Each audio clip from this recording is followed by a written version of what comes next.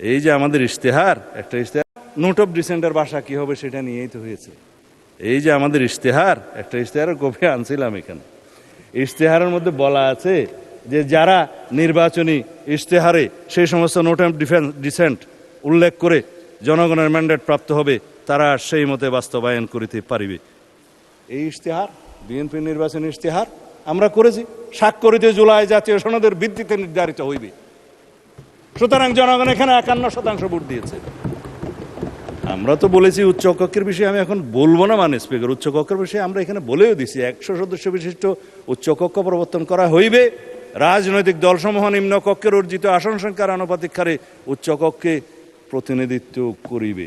এই সেই আমরা তো ম্যান্ডেট পেয়েছি, এটা কনস্টিটিউশনাল ভোট। তারপরে আসে গণভোটের রায়, কেন মানবে না? অবশ্যই মানবে।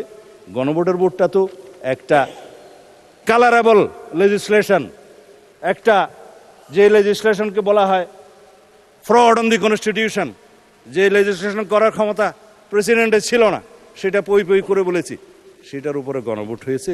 তারপরও 4টার মধ্যে 3.5 কান প্রশ্নের মধ্যে আসি তো, যেটা আমাদেরকে জাতীয় প্রতারণার দলিল হিসেবে জোরপূর্বক এখানে ইম্পোজ করা হয়েছে, আমাদের উপরে আরোপ করা হয়েছে, শুধু সেইটুকু প্রশ্নের কথা বলেছিলাম। আমি বলেছিলাম সেই জুলাই আদেশটা, একটাকে আমি নাম দিচ্ছি জুলাই আদেশ, আর এটা হচ্ছে জুলাই সনদ।